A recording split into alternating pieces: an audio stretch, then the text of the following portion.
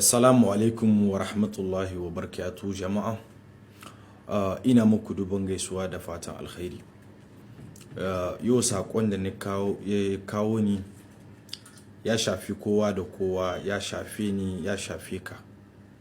Don haka kenan ba saƙona ba ne, saƙonmu ne gaba ɗaya. Sai mu taru mu yaɗa shi gaba mu tura shi, ko in kana da abin da ya fi nawa ƙarfi, kaman za ka iya faɗa abin da zai fi nawa, kana iya kai ma. Mu samu dai mu yi wannan saƙo ga wannan gwamnati ta mu ta Nijar. Yau matsalar da ta kawo ni shine matsalar takardu, tun a cikin gida har ma mu hita waje. Yau takardu sun zame mana matsala cikin Nijar. Yau ka duba gani 'yan uwanmu da ake ma walaƙaici a ƙasashen Laraba da ƙasashen duniya. Duniyar na an girka ta ne akan dokoki. Nijar kun sani, wasu ƙasashe sun sani. Wani ɗan ƙasa ba zai taso bai da takardu ya zaka Nijar ya ce zai samu kariya yadda yake so. To don mu za mu taya wata ƙasa mu zo mu zamana mu yadda muke so kuma mu ce a ba mu lahiya. Ɗan Alje ba zai tashi taɓowa ya zo Nijar ba tare da yana da passport ɗin shi ko visa kin shi bai kama shi. Don mito mu za mu tashi mu shiga ƙasar su babu passport, babu visa, babu carte d'identité, babu carte de séjour, babu consulaire, babu komi. Kuma idan an kama mu muna son ambassade ya je ya yi magana da sunan mu 'yan Nijar ne. Eske abun zai yi haka tsakaninku da Allah? Wace hujja ce ambasada gare shi na Nijar na cewa in an kama mutane ya je ya ce mutanen shi ne? Wace hujja ce gare shi cewa wa'annan da 'yan kama 'yan Nijar ne? Wani gyara ne, wani taimako ne mutanen nan suka yi mana? Wai 'yan kama ma ba mu da takardu, har ambasadan mu zai iya zuwa ya yi magana a hudu mu. Kenan wajibi ne mu gare mu talaka matasa da kowa ɗan ƙasa citoyen mana ya yi takardu, ya mallaki passport, ya mallaki carte d'identité, ya mallaki duk wata takarda ɗan ƙasa ya kamata ce ya mallaka. Sannan zan zo kan gwamnati. Wajibi ne akan gwamnati, wajibi aka ce wajibi yana nufin dole ne gwamnati ta nema talakawa sauki wurin mallaka wani abin da zai amfana su. Muna da haƙƙi akan ƙasanmu, muna da haƙƙi akan gwamnatinmu. Duk duniya babu wata ƙasa mai gwamnatin ta biyayya kamar gwamnatin Nijar. Babu wani abu da gwamnati ta kamar komai da kuɗinmu muke sayi.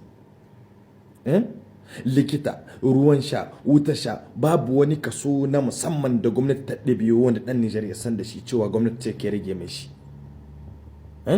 Saɓanin wasu ƙasashe ba wani abu muke so ba. Yau in kun ɗauka cikin Nijar, mafi yawa masu wanda a riƙe da Nijar ba gwamnati ba ce a riƙe da Nijar. 'Yan biɗa wanda suke waje, mutanen da suke ƙasashen waje, wanda suke cikin ƙasashe suna kasuwanci suna neman kuɗi.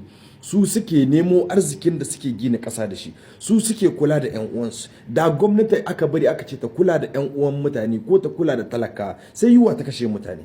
To kenan tun da mutanen gama su hita waje suna da mahimmancin da za su iya kula da ƙasarsu, ya kamata gwamnati ta nema musu kariya ta musamman yadda za su hita a girmama su, a karrama su cikin ƙasashen duniya.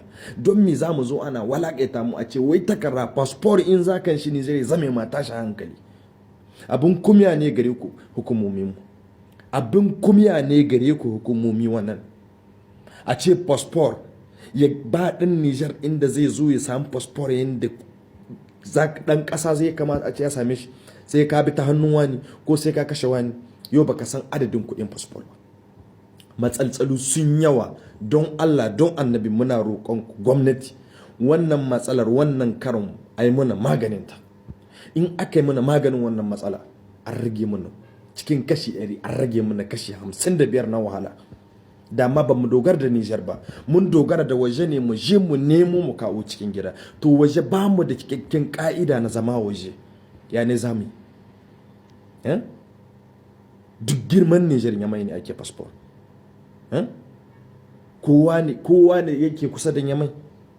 Kudin da ya plasma wanda yake wajen gingimi ko wanda yake wajen madama iya tashi ta yi tawai ta kudin voice ya kashe wajen karanta wani abu. Kudin voyage kawai kamun ya zai Yamai, kuma ya zai Yamai randebun shi bai san koyaushe ba, ya je ya dawo. Kowa na da wannan hali.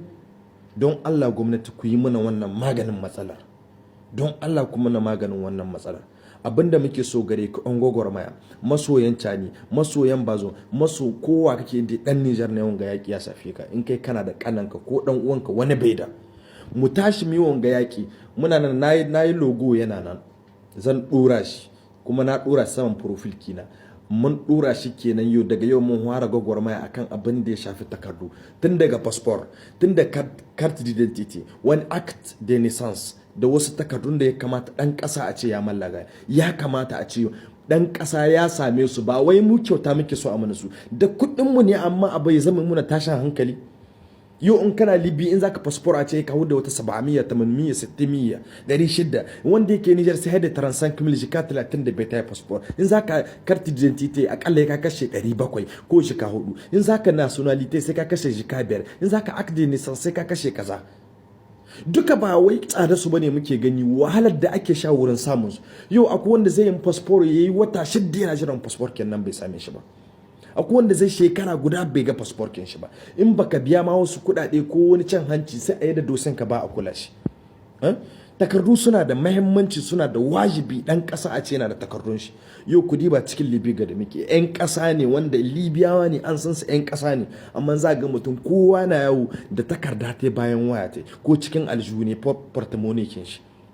Saboda mi? Saboda mahimmancin takarda. To mu da ma ba 'yan ƙasa zai gani muna yawo ba mu da ko takarda da ke nuna mu daga ina muke. Me zai hana a walhaƙaita mu? Me zai hana a cutar da mu? Me zai hana a kama mu a walaƙaita mu? Mu daina ganin laihin wannan larabawan ko masu kasashen, mu ga fara ganin laihin hukumomin mu ba ma roƙon ku muna passport ko takardu banza. Abinda muke so gare ku sauƙaƙa mana takardu, yanda mai karamin hali da mai babban hali kowa zai yi egalite, kuma ya kasance in ka zo neman shi za ka same shi cikin lokacin da ba zai ɓace ba. Amma wanda zai wata 6 yana jiran passport, ina sa shi? Kai ta hankurin passport wata 6 ba kowa zai yi wannan haƙuri ba.